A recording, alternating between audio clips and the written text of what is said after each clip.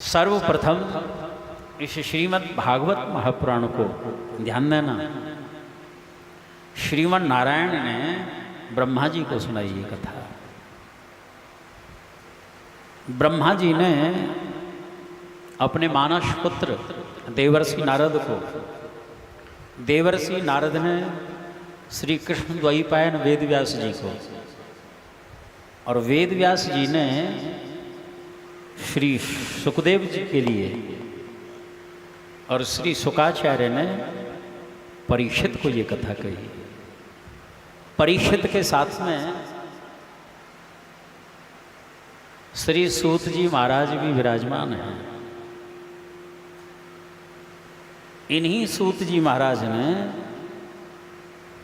नैमिषारण्य में 88,000 ऊर्ध्वरेता सभी ब्रह्मचारी थे, हाँ, और इनको कथा कही है। नैमिषारण्य की पावन भूमि में 88,000 ऋषि विराजमान हैं।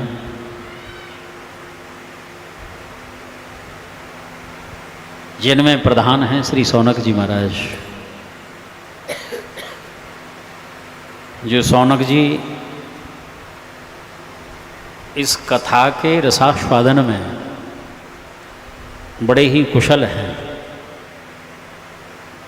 नैमिषेषु तमासीन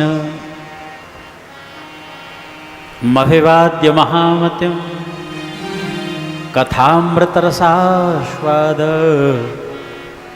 कुशलः सौनको ब्रवीत्। सौनक जी महाराज महामती हैं सज्जन। महामती उन्हीं को कहा जाता है जिनकी मति एकमात्र ऐसी विवेकवती हो, सत असत का निर्णय करके असत का त्याग और सत में स्थित हुई है। जैसे पितामह भीष्म कहते हैं, इत मत रूप कल्पिता वितृष्णा। तृष्णा रहित जिनकी मति है उनको महामती कहा जाता है। नाम में, धाम में, संतों में, शास्त्रों में आहा उसी का निश्चय करती हो, वो महामती हैं। सौनक जी कहते हैं, गुरुदेव आपका जो ज्ञान है करोड़ों सूर्यों के समान हैं। जीवन में कथाएं बहुत सुनी, लेकिन संतोष नहीं मिला। अब तो हम कथामृत रसास्वाद मम कर्ण रसायनम, कानों का एकमात्र जो रसायन है वही पान करना चाहते हैं। रसायन कहते हैं बिल्कुल सार वस्तु जो होती है। जैसे दूध है ना, अब दूध का रसायन है घी। अब घी से आगे क्या बनेगा? उपयोग किसी भी रूप में करो उसका। तो मानो गुरुदेव हम समस्त शास्त्रों का एक रसायन रूप जो सार है उसको श्रवण करना चाहते हैं। कथाएं, तुलसीदास जी कहते हैं कि कलिमल भांडे केवल अर्थ का लक्ष्य लेकर के जो कथाएं होती हैं, हाँ, वृंदावन के एक महात्मा कहते, यदि वक्ता की अपेक्षा हो कि जी आप इतना धन दोगे तो हम कथा सुना देंगे, नहीं तो नहीं।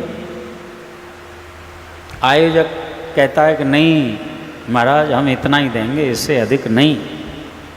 अब दोनों में समाधान नहीं हुआ। तीसरे ने जैसे तैसे करके सौदा करवा दिया। तो एक महात्मा कहते कि तीनों ने नरक का पास बनवा लिया। क्या कर रहे हैं? ये किस लिए है कथा?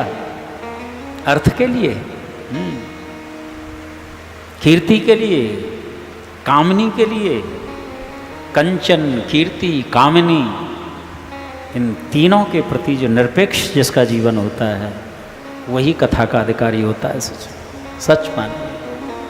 अथवा तो कलिमल भाणे हैं, कली का मल, कलियुग की जो गंदगी जिस भांड में भरी हुई है वैसा ही है।